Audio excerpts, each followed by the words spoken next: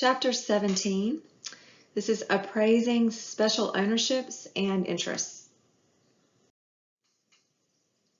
Here we have some terminology that goes along with the chapter. And here's a little bit more. Here we have the learning outcomes for the chapter. We're going to list at least 4 less common types of homes. We're going to define them and explain what special problems each presents to an appraiser. We're going to define several commonly marketed types of partial interest in property. And we're going to explain 3 ways in which the appraisal process is different when we're talking specifically about eminent domain appraisals. Now, we know that appraisals vary in their complexity. The examples that we're going to talk about in this chapter are complex because either the property or the rights involved or the intended use of the appraisal makes it a little more complicated. So we're going to look at specialized housing, partial interest, and then we're also going to look at eminent domain throughout this chapter. So the first specialized interest in real estate that we have here is a condominium. So the ownership of a condominium is kind of like an apartment complex. Think of it that way. You own your own apartment, and then all of the common areas that are also in that particular area in your apartment complex, like for instance, the swimming pool, the tennis courts, maybe there's a fitness center. All of the common areas are owned by everyone who has an airspace condominium. So everyone who has an apartment owns their own apartment, and then everyone who owns an apartment in that area owns the common areas together as tenants in common. Now, there are restrictions that go along with condominium ownership. These are called conditions, covenants, restrictions. Typically, there's a homeowners association. So the homeowners association, depending on the area, they'll pay insurance, termite bonds, maintenance of the swimming pool, maintaining the property, such as cutting the grass, that kind of thing. In appraisals, we're typically going to see a sales comparison approach whenever a condominium is being appraised. One of the things you have to keep in mind is if you're appraising a condominium and you're comparing it to a condominium in a different area, then the amenities might be different. So you have to compare the different amenities that are available whenever you are choosing competing properties.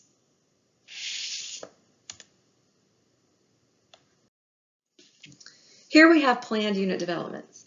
So the zoning concept here allows for a subdivision design, and it also allows for flexibility. A lot of times in a planned unit development, you'll see single-family standalone homes, and then you might go down the street a little further and you might see some townhouses where you have houses that are separate individual units, but they're still connected to one another. So maybe you have 3 or 4 or 5 different units under one roof, but they're individual units owned by individual owners of the property. Another thing that you might see would be maybe duplexes where you have 2 units under one roof.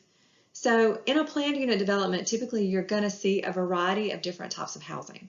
Single family, townhomes, duplexes, there's a variety, and it's planned that way originally. One of the things that might make a planned unit development appraisal a little more challenging is that in some areas it's hard to find comparables. For instance, in Statesboro, we have On the Pond. You may have driven past it when you're going down Burkhalter. On the Pond is an example of a planned unit development. They have townhomes in there, and they also have single family homes. And it's kind of hard to find comps for those because it's really one of the only planned unit developments in the area. Next, we have something that is very unique in real estate. These are cooperatives. And I always think about that television show that came on in the 70s, and you guys may have seen it on like TV Land or something like that. It's syndicated, called The Jeffersons. It's really funny. But the Jeffersons lived in a co-op. So let me explain to you what a co-op is. Think about it like this. Think about a high-rise building, okay, and it has apartments in it. There is a corporation who owns that entire building. And if you want to live there, you buy stock in the company. The stock that you buy gives you a proprietary lease, and the lease allows you to live in the building. So you own a percentage of the ownership of the company who owns the building that you live in. Okay, so that's how a cooperative works. Don't really see a whole lot of cooperatives in our area. They do still have cooperatives in areas like New York City, Los Angeles, Chicago, really, really big cities do still have cooperatives. We don't see it around here. And the reason why is because it's really, really difficult to finance. How do you finance a lease, right? So a lot of the people who are entering into co-ops in these large cities are paying cash. They're not financing it. So very unusual, very unique to real estate, not very common.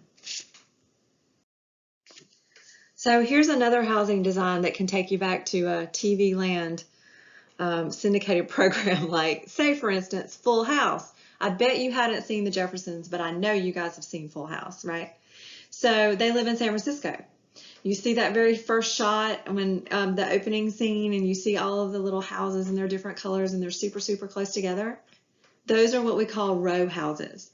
They are located on individual lots, but the side yards, I mean, they hardly have any at all. I mean, there's like a little alleyway, enough space where you can put your garbage can, right? But that's about it, because these houses are super close together.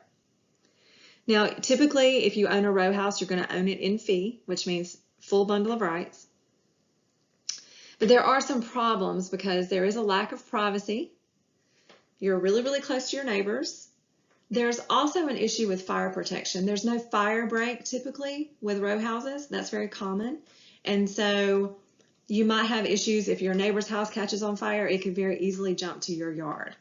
Okay, so the lack of yard reduces the amount of land required per housing unit. That lowers the cost of the land. Now, typically you're going to see this kind of thing in really, really densely populated areas where space is limited. So we're putting things as close together as we possibly can. Another housing design, and this is very popular around here, this is a townhouse. So it's very similar to a row house in the lack of a side yard, but with a townhouse, you're going to have units that are literally connected to one another. There are units all in one building. So you could have 2, 3, 4, 5 units all underneath one roof. Okay. The ownership of your individual unit is fee. And then the common areas in that particular development are going to be owned by everyone who owns a townhome. You're usually going to see homeowners associations that are involved with townhouses, also duplexes. Townhouse really applies to the building style more than anything else. So duplexes kind of fall into the same category. It's very similar to a planned unit development legally speaking.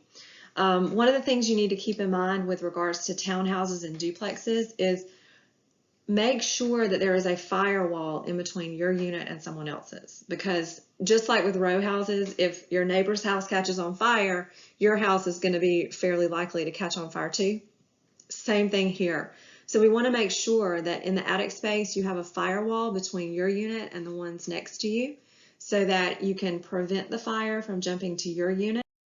Here we have zero lot line homes, and these are typically buildings that are L-shaped with a courtyard or a patio, and they're residential properties that are built where the wall of the structure actually touches the property line. So you're going to see zero lot line or patio homes in very dense areas. The lots are really small. You lack a side yard. There's a lack of privacy. So just keep all of that in mind.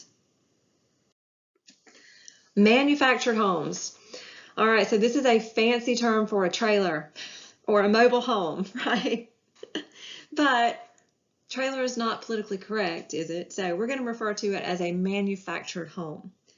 So this is a home that's capable of being moved in one or more sections. Popular because it's inexpensive and it's easy to construct. The structure and the property must meet strict qualifications in order to be financed through FHA loans. Here's the thing. Mobile homes are really hard to finance. They have to be on a permanent foundation in order to finance them. And so a lot of times you have someone who wants to sell one, there's no way they're going to get financing if it's not on a permanent foundation.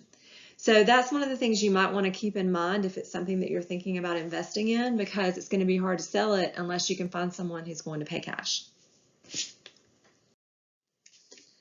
Now here we have modular or prefabricated homes.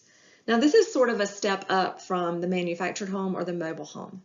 In the previous slide, I talked about the fact that mobile homes are hard to finance because they have to be on a permanent foundation. Every once in a while, you might find a lender who's a little more on the shady side, and they might finance one that's not on a permanent foundation, but it's rare, okay?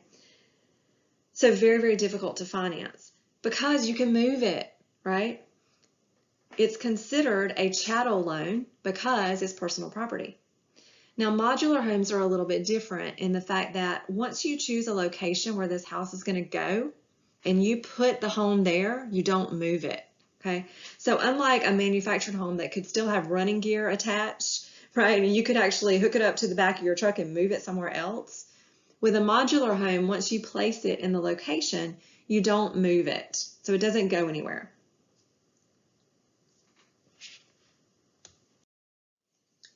Here we have some partial interests that are created by leases. Now we know that a partial interest consists of an ownership interest that includes less than the unencumbered fee title or fee simple ownership. So when we're talking about fee simple ownership, we're talking about the full bundle of rights. Use and enjoy, possession, control, disposition, exclusion. These interests that are listed here, leased fee, leasehold, sub-leasehold, these are partial interest. You do not have in these interests the entire bundle of rights. You only have a portion of them. Here are some other partial interests that you might see. A life estate, which is an estate that's created for a person's lifetime. We have an undivided interest, which is interests that are owned with others. So this is concurrent ownership. So when we talked about the example of, say, a condominium, and you have common areas that are owned by everyone who owns a condominium, that would be an undivided interest in real estate. We also have mortgaged properties. So any property that has a mortgage attached to it, that is a partial interest. Timeshares are partial interest in real estate. We'll talk about timeshares a little bit later on, but it's when you actually own a portion of time where you can go to a particular resort to vacation. But we'll talk about those later. Easements are another example of a partial interest in real estate. It is not a full bundle of rights, it is a partial interest, which typically gives you the right to use someone else's land. Here we have the most common types of partial interest that you'll see. We have a leased fee and we have a leasehold. Fee means ownership. Always remember that. So when we refer to a leased fee, we are talking about the owner's interest in the property. The landlord's interest, he holds the leased fee. The leasehold is the tenant's interest in the property. So remember, the tenant holds the lease in a leasehold. Now, since the most common types of partial interest are in leases, we have some different types of leases that we're going to talk about. So we have a flat lease or a straight lease, which is probably what your, say, apartment is right now. You pay a specific amount every single month. That is a flat lease. A straight lease, nothing changes. You pay the same amount for a 12-month time frame. Then we have a step-up lease. A step-up lease is where, say you have a retail space that you're leasing and it's a 5-year lease. So they will do a step-up lease or a graduated lease, very, very common, where you'll start out, say, the very first year you pay $1,000. The second year you're going to pay $1,000 plus 10%. And the third year you're going to pay $1,100 plus 10%. So it increases gradually by a specific percentage amount that you're aware of when you first enter into the lease. The third type here is a percentage lease. I don't like these at all, but they're very, very common in shopping centers and also malls. So you have a flat rent that you pay, and then the landlord says, once you sell a certain amount over a certain percentage, I want a percentage of your sales. So that is what they refer to as a percentage lease.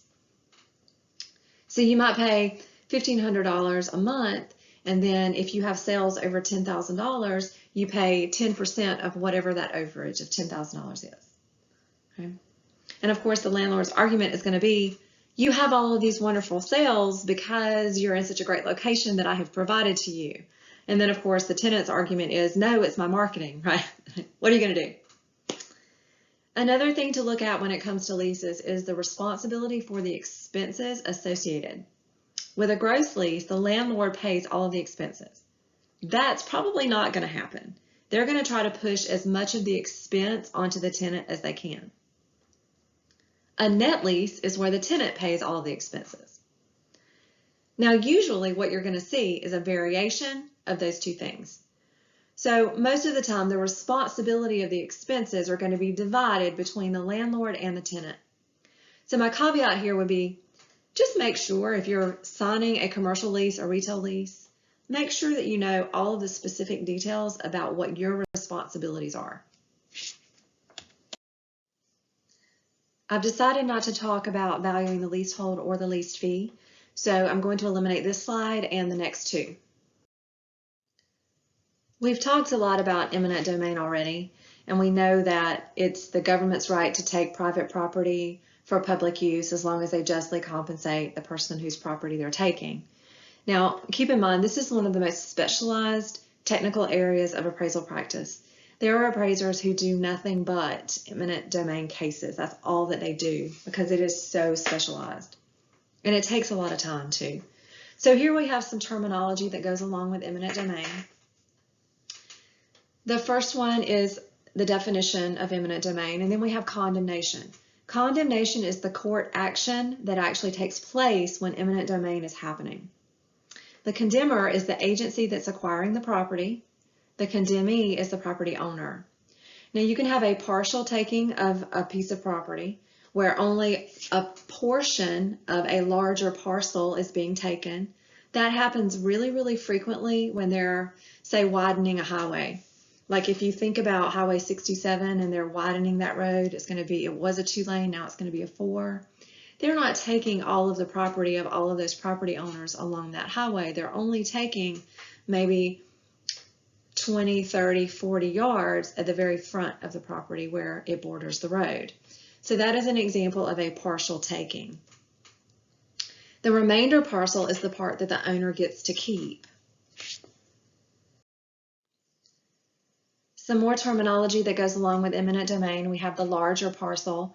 This is the economic unit from which the take parcel is a part. So whenever they take just a portion of the frontage on a highway of your property, then the larger parcel is what is left over for you. Severance damages. This is the loss in value to whatever is left over because they took a portion of it. We have compensable damage. This is legally compensable value loss. So they have to compensate you for what they're taking. They also have to compensate you if the value of the property that is left over has decreased in value. And that's going to happen in a lot of situations. So you are going to get compensated for what they take as well as the loss in value for what is left over. We have the benefits of eminent domain. Typically, there is a general benefit that is shared by the community at large. Otherwise, this would not be happening. And then sometimes there's a special benefit that actually takes place when the government, for instance, comes in and takes a portion of your property.